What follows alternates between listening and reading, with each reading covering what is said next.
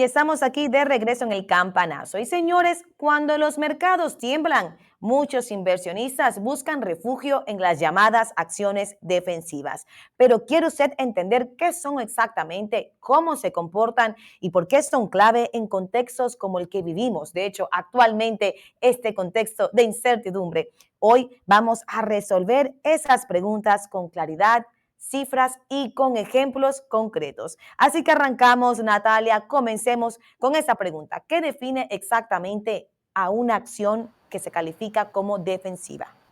Excelente tema, Vanessa. Como siempre, me gusta que hablemos de este tipo de acciones de empresas porque en una cartera bien diversificada uno siempre debe tener este tipo de acciones en su portafolio. Pero empecemos por lo básico. ¿Qué es una acción defensiva? Pues una acción defensiva es aquella que perteneciente a un grupo de empresas cuyos productos o servicios siguen teniendo demanda sin importar si la economía va bien o si la economía va mal. Hablamos de sectores como el salud, alimentos, servicios públicos o productos de higiene. Esas empresas tienden a tener ingresos estables, baja volatilidad, eso quiere decir también que su crecimiento es moderado y reparten dividendos de manera constante. No son las más emocionantes, no son las que más van a subir, pero son confiables en épocas de turbulencia. Comparación con el mercado general durante, por ejemplo, una recesión, porque sabemos que se llaman defensivas por ello, porque es a donde se encuentra refugio. Bueno, históricamente esas acciones defensivas caen menos que el mercado durante recesiones. Por ejemplo, hablemos del año 2020 durante el desplome por la pandemia. De hecho, el S&P 500 cayó más de un 30% solo en el mes de marzo. Pero vimos acciones de Procter Gamble, por ejemplo, PepsiCo, Johnson que resistían con caídas mucho menores e incluso algunas terminaron ese año positivo. Y lo mismo sucedió con la crisis del 2008. El sector salud bajó un 22%, mientras el índice general se desploma más de un 37%. Y para no ir tan lejos, 2008, 2020, veamos lo que ha pasado este año. Y te quiero poner un ejemplo gráfico. Te quiero poner dos empresas en comparación. La acción, cómo se ha movido de Procter Gamble y cómo se ha movido una acción como, por ejemplo, puede ser Nvidia. Todos sabemos que lo que tenemos de este año, y voy a proyectar solamente de enero a la fecha, hemos tenido después de febrero, todo, incluso en abril, con todo el tema de los aranceles, varias turbulencias en el mercado. No se considera recesión, pero aquí estoy comparando en rojo la acción de Nvidia, una acción volátil, una acción tecnológica, y en azul estoy poniendo una acción defensiva como puede ser Procter Gamble. Mira, en épocas de turbulencia, como lo vimos caer en febrero y en abril, la acción de esta compañía Nvidia pues tuvo bastante turbulencia. Hoy ya se ha recuperado y esto muestra que sabemos que eso es temporal, pero para quien no tiene estómago para ver su inversión caer a ese nivel, mira cómo son de estable el comportamiento de una acción defensiva, en este caso Procter Gamble.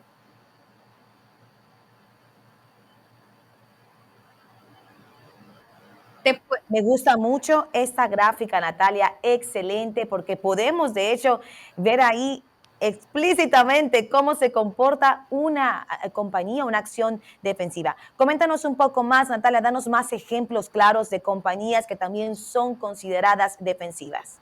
Claro que sí. Entonces, vamos a hablar de que en este pool de empresas defensivas en el sector salud, por ejemplo, podemos tener un Pfizer, un Merck, un United Health Group y en consumo básico, empresas como Coca-Cola, como Walmart, como Nestlé, como Unilever. Son esas empresas clásicas porque son productos de consumo básico, de consumo diario. En servicios públicos tenemos a nombres que resuenan como Duke Energy, Southern Company o Next Era Energy. Todos tienen en común algo, y es que están ofreciendo productos o servicios que vamos a seguir consumiendo, pase lo que pase con el mercado o la economía, hayan aranceles o no hayan aranceles, vamos a tener que seguir consumiéndolos.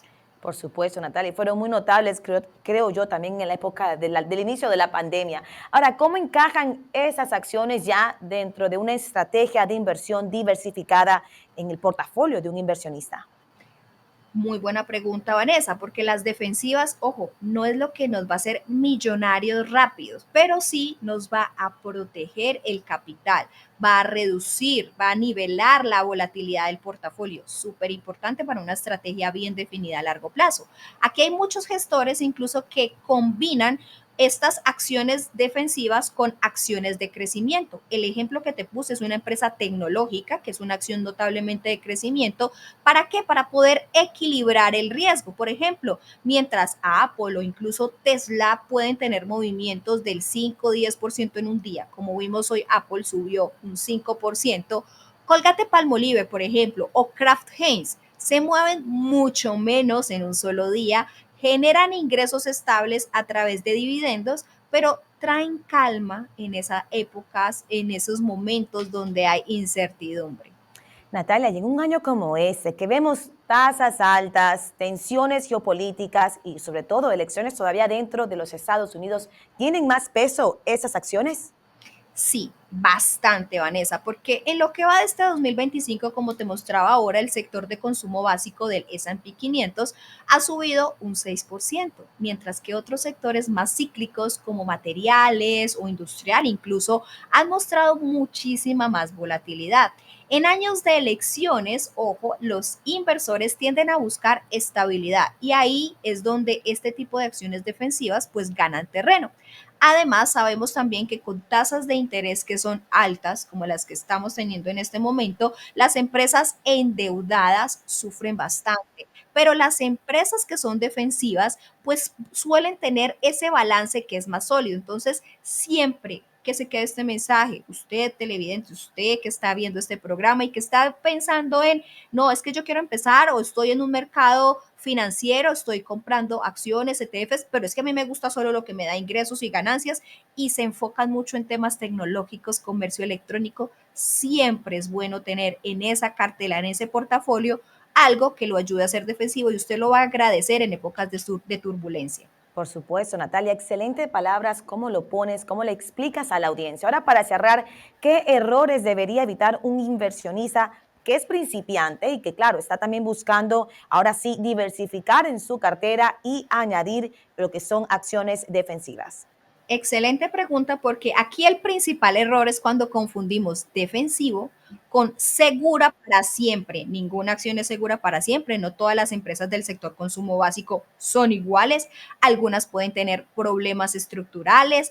Hay que siempre, ojo, si usted va a invertir en acciones individuales, tiene que tener claro cómo van los balances, cómo son los márgenes, cómo es la generación de caja, cómo es la consistencia en los dividendos. Y si usted no va a estar pendiente de eso, entonces busque maneras diversificadas de invertir, ETFs, fondos de inversión, pero es algo que se tiene que tener en el radar. Otro error común, Vanessa, es cuando se sobrecarga el portafolio con ese tipo de acciones y se pierde exposición a crecimiento. Ojo, siempre tienen que pasar por un asesor financiero porque su estrategia va a depender mucho de su para qué y del tiempo que tenga para eso. No es lo mismo que yo esté invirtiendo a los 60, 65 años, cuando ya construí mi capital y lo que quiero es que perdure. Voy a estar más defensivo que si tengo 25, 30 años. Entonces, la clave siempre va a estar en el equilibrio. Las defensivas protegen, pero no reemplazan por completo la necesidad de crecimiento a largo plazo.